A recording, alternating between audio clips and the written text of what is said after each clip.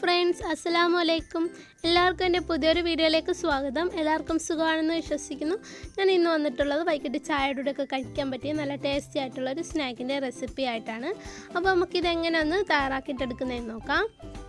അപ്പോൾ നമുക്കിത് തയ്യാറാക്കാൻ വേണ്ടിയിട്ട് ആദ്യം ഒരു ബൗളിലേക്ക് 1/2 കപ്പ് അളവിൽ ഗോതമ്പ് പൊടി ഇട്ട് കൊടുക്കണം.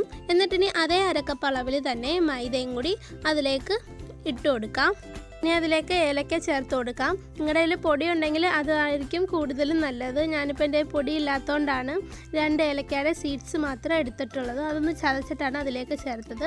പിന്നെ ഒരു നുള്ള് ഉപ്പും കൂടി അതിലേക്ക് ഇട്ട് കൊടുത്തതിന് ശേഷം ഞാനൊരു 1/2 കപ്പ് ശർക്കരപ്പാനിയും കൂടി ഒഴിച്ചിട്ട് നമുക്ക് ആ പൊടികളൊക്കെ ഒന്ന് നല്ലപോലെ മിക്സ് ആക്കിയിട്ട് എടുക്കാം.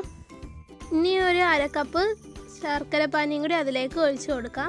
അങ്ങനെ ഇപ്പോൾ 1 കപ്പ് ശർക്കരപ്പാനി വേണം നമുക്ക് ഈ സ്നാക്ക് തയ്യാറാക്കാൻ വേണ്ടിയിട്ട് എടുക്കേണ്ടത്. എന്നിട്ട് അവ നല്ലപോലെ ഒന്ന് മിക്സ് ആക്കിയിട്ട് കൊടുക്കണം. അപ്പോൾ ഇത് കുറച്ചും കൂടി ലൂസ് ആവണം. അപ്പോൾ അതിനായിട്ട് ഞാൻ കുറച്ച് വെള്ളവും കൂടി ചേർത്ത് കൊടുത്ത് അതൊന്ന് മിക്സ് ആക്കിയിട്ട് എടുക്കുകയാണ്. അപ്പോൾ ഈ ഒരു കൺസിസ്റ്റൻസി വേണം ഇതൊന്ന് ഇരിക്കേണ്ടത്. അതുവരെ നിങ്ങൾ കുറച്ചായിട്ട് വെള്ളം ചേർത്ത് കൊടുത്ത് അതൊന്ന് മിക്സ് ആക്കിയിട്ട് എടുക്കുക. ഇനി ഇതിലേക്ക് വേണ്ടത് ബേക്കിംഗ് പൗഡറാണ്. ഞാനിപ്പോൾ അതിലേക്ക് ഒരു 1/2 ടീസ്പൂൺ അളവിലാണ് ബേക്കിംഗ് പൗഡർ ചേർത്ത് കൊടുത്തത്. ഇനി അവ നല്ലപോലെ അതിലൊന്ന് മിക്സ് ആക്കിയിട്ട് കൊടുക്കാം. ഇപ്പോൾ ഇത് റെഡി ആയിട്ടുണ്ട്. ഇനി ഇതൊരു 5 മിനിറ്റ് നമുക്ക് റെസ്റ്റ് ചെയ്യാൻ വേണ്ടിയിട്ട് മാറ്റി വയ്ക്കാം. ആ സമയത്തിനുള്ളിൽ ഞാനൊരു 3 ബൗളുകൾ എടുത്തിട്ടുണ്ട്. അതിലേക്ക് എല്ലായിടത്തും ഒന്ന് ആകും വിധം ഓയിൽ തൂത്ത് കൊടുക്കാം. അപ്പോൾ 3 ബൗളിലും എല്ലായിടത്തും ആകും വിധം ഓയിൽ തൂത്ത് കൊടുത്തിട്ടുണ്ട്. അപ്പോൾ ഇവിടെ 5 മിനിറ്റ് കഴിഞ്ഞിട്ടുണ്ട്. ഇനി അതൊന്ന് മിക്സാക്കി ചെറുതായിട്ടൊന്ന് മിക്സാക്കി കൊടുത്തതിന് ശേഷം നമുക്ക് ആ ബൗളിലേക്ക് ഇത് ഒഴിച്ചു കൊടുക്കാം. ഇതിലിനി കുറച്ചും കൂടി മധുരം വേണമെന്നുള്ളവരാണെങ്കിൽ നിങ്ങളാണെങ്കിൽ പൊടിച്ച പഞ്ചസാര 1 ടീസ്പൂണും കൂടി അതിലേക്ക് ചേർത്ത് കൊടുത്തിട്ട് ഒന്ന് മിക്സ് ചെയ്തിട്ടെടുത്താൽ മതി. അപ്പോൾ നിങ്ങൾക്ക് കറക്റ്റ് മധുരം തന്നെ ഇതിന് കിട്ടുന്നതായിരിക്കും.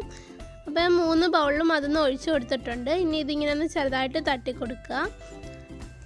നമുക്കിത് ആവി വെച്ചൊന്ന് വേവിച്ചിട്ടെടുക്കണം. അപ്പോൾ ഞാനിത് ഒരു 5 മിനിറ്റ് ഒന്ന് ചൂടാക്കാൻ വേണ്ടിയിട്ട് വെച്ചിട്ടുണ്ടായിരുന്നു. എന്നിട്ടിനി നമ്മൾ തയ്യാറാക്കി വെച്ചത് ഇതിലേക്ക് വെച്ച് കൊടുത്തിട്ട് നമുക്കൊന്ന് വേവിച്ചിട്ടെടുക്കാം. ഇതിപ്പോൾ ഞാൻ ലോ ഫ്ലെയിമിൽ 15 മിനിറ്റ് വെച്ച് കൊടുത്തിട്ടുണ്ട്. അപ്പോൾ ഇത് റെഡി ആയിട്ടുണ്ട്. ഇത്രയേ ഉള്ളൂ. വളരെ സൂപ്പർ ടേസ്റ്റി ആയിട്ടുള്ളൊരു സ്നാക്കാണിത്. നമ്മുടെ വീട്ടിൽ എപ്പോഴും കാണാറുള്ള കുറച്ച് ചേരുവകൾ കൊണ്ട് തയ്യാറാക്കിയിട്ട് എടുത്തിട്ടുള്ളതാണ്. അപ്പോൾ എന്തായാലും നിങ്ങളിതൊന്ന് തയ്യാറാക്കിയിട്ട് നോക്കണം. നിങ്ങൾക്കിത് തീർച്ചയായിട്ടും ഇഷ്ടപ്പെടും. അപ്പോൾ ഇത്രയേ ഉള്ളൂ. ഞാൻ അടുത്ത ദിവസം ഇതിലും നല്ല റെസിപ്പി ആയിട്ട് വീണ്ടും വരുന്നതായിരിക്കും. അതിനുമുമ്പ് എൻ്റെ ചാനൽ ഇഷ്ടപ്പെട്ടെങ്കിൽ ഒന്ന് സബ്സ്ക്രൈബ് ചെയ്യുക.